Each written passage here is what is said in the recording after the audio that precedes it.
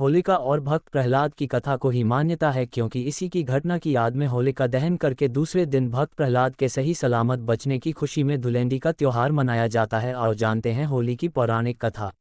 ऋषि कश्यप और दिति के दो बलशाली पुत्र हिरण्याक्ष और हिरण्यकशिपु थे और दो पुत्रियां सिन्हिका और होलिका थीं। हिरण्याक्ष धरती को जल में डुबो दिया था तो भगवान विष्णु ने वराह अवतार लेकर हिरण्याक्ष का वध किया था। सिन्हिका को हनुमान जी ने लंका जाते वक्त रास्ते में मार दिया था। अब बचे हिरण्यकशिपु और होलिका। इन्हीं की है कथा हम सुनने वाले हैं। एक बार की बात है, हिरण्यकशिपु की तपस्या से प्रसन्न होकर ब्रह्मा जी ने उसे वर मांगने को कहा तो उसने भी रावण की तरह कहा कि अमरता का वरदान चाहिए। ब्रह्मा जी ने कहा कि यह संभव नहीं, कुछ और मांगो। तो हिरण्यकशिपु ने अपनी बुद्धि का प्रयोग करते कहा कि आपके बनाए किसी प्राणी, मनुष्य, पशु, देवता, दैत्य, नागादि किसी से मेरी मृत्यु न हो। मैं समस्त प्राणियों पर राज्य करूं।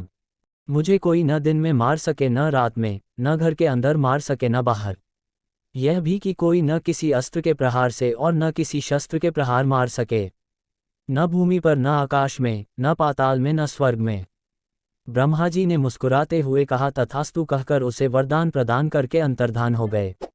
अभी तक आपने चैनल सब्सक्राइब नहीं किया तो जरूर करें। हिरण्यकशिपु जब तपस्या में लीन था तब उसी दौरान देवों ने असुरों पर आक्रमण कर उन्हें परास्त कर दिया था और देवराज इंद्र हिरण्यकशिपु की गर्भिणी पत्नी कयाधु को बंदी बनाकर ले गए थे, परंतु बीच रास्ते में ही उनकी मुलाकात देवऋषि नारद से हुई।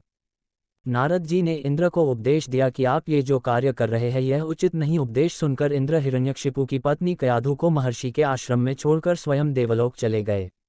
गर्भवती कयाधु को नारद ने विष्णु भक्ति और भागवत तत्व से अवगत कराया। यह ज्ञान गर्भ में पल रहे पुत्र प्रहलाद ने भी प्राप्त किया। वीडियो को लाइक करना ना भूले। इधर हिरण्यकश्यप जब लौटा तो इस वरदान ने उसके भीतर अजर अमर होने का भाव उत्पन्न हो गया और वह अहंकार से फूला नहीं समा रहा था। इसके चलते उसने धरती पर अत्याचार शुरू कर दिया था। उसने देवों को अपना दास बनाया, ऋषि मुनियों व भगवत भक्तों को कष्ट देने लगा, यज्ञों को नष्ट भ्रष्ट करने लगा। उसने आदेश दिया कि उसके राज्य में किसी भी देवता की पूजा नहीं होगी। उसने कहा कि हिरण्याय नमः के अतिरिक्त अन्य किसी भी मंत्र का उच्चारण नहीं किया जाएगा। पूरे राज्य में स्वयं उसी की पूजा की जाए, अन्य किसी की नहीं। जो ऐसा नहीं करे उन्हें वह मार दिया जाए। कुछ समय पर बाद में प्रहलाद का जन्म हुआ तो राज्य में खुशियां मनाई गई। हिरण्यकश्यप के 4 पुत्र थे, अनुहल्लाद, हल्लाद, भक्त प्रहलाद और सहलाद। प्रहलाद का उपनयन संस्कार करके उसे गुरुकुल भेजा गया। कुछ समय बाद हिरण्यकश्यप को यह जानने की उत्सुकता हुई कि गुरुकुल में मेरे पुत्र क्या सीख रहे हैं। उसने प्रहलाद को बुलाकर पूछा, तुमने गुरुकुल में क्या सीखा? प्रहलाद ने कहा कि भगवान विष्णु की नवविध भगति सीखी। अपने पुत्र के मुख से भगवान विष्णु का नाम सुनकर हिरण्यकश्यप क्रोधित हो गया। कई बार समझाने पर भी प्रहलाद ने विष्णु की पूजा पाठ बंद नहीं की तो इससे क्रोधित होकर हिरण्यकशिपु ने अपने गुरु को बुलाकर कहा कि ऐसा कुछ करो कि यह विष्णु का नाम रटना बंद कर दे। गुरु ने बहुत कोशिश की किंतु वे असफल रहे। तब असुरराज ने अपने पुत्र की हत्या का आदेश दे दिया।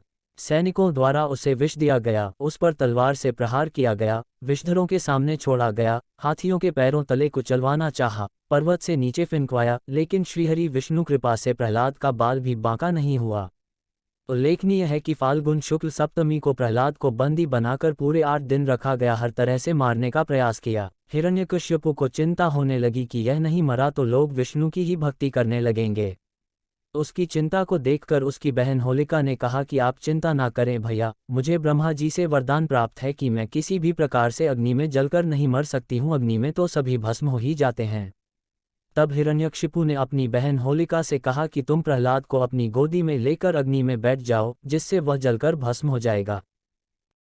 होलिका को वरदान था कि उसे अग्नि तब तक कभी हानि नहीं पहुंचाएगी जब तक कि वह किसी सद्वृत्ति वाले मानव को हानि नहीं पहुंचाएगी। होलिका यह बात भूल गई थी। वह अपने भाई की बात को मानकर अपने भतीजे प्रहलाद को गोदी में लेकर अग्नि में बैठ गई। उस दिन फाल्गुन माह की पूर्णिमा थी। सद्वृत्ति वाले प्रहलाद का अहित करने के प्रयास में होलिका तो स्वयं जलकर भस्म हो गई और प्रहलाद श्रीहरि विष्णु का नाम जपते हुए अग्नि से बाहर आ गया।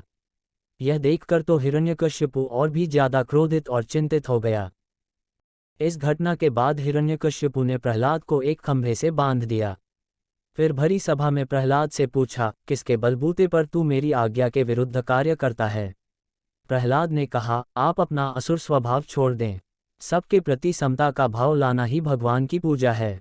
हिरण्यकश्यपु ने क्रोध में कहा, तू मेरे सिवा किसी और को जगत का स्वामी बताता है। कहाँ है वह तेरा जगदीश्वर? क्या इस खंभे में है जिससे तू बंधा है? यह कहकर हिरण्यकश्यपु ने खंभे में घूंसा मारा। तभी खंभा भयंकर जोर जोर से आवाज करते हुए फट गया और उसमें से एक भयंकर डरावना रूप प्रकट हुआ, जिसका सिर सिंह का और धड़ मनुष्य का था। पीली आंखें, बड़े बड़े नाखून, विकराल चेहरा और तलवार सी लपलपाती जीभ, यही नरसिंह अवतार थे।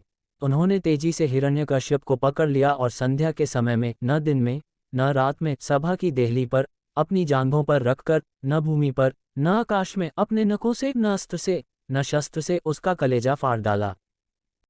हजारों सैनिक जो प्रहार करने आए, उन्हें भगवान नरसिंह ने हजारों भुजाओं और नखरूपी शस्त्रों से खदेड़कर मार डाला।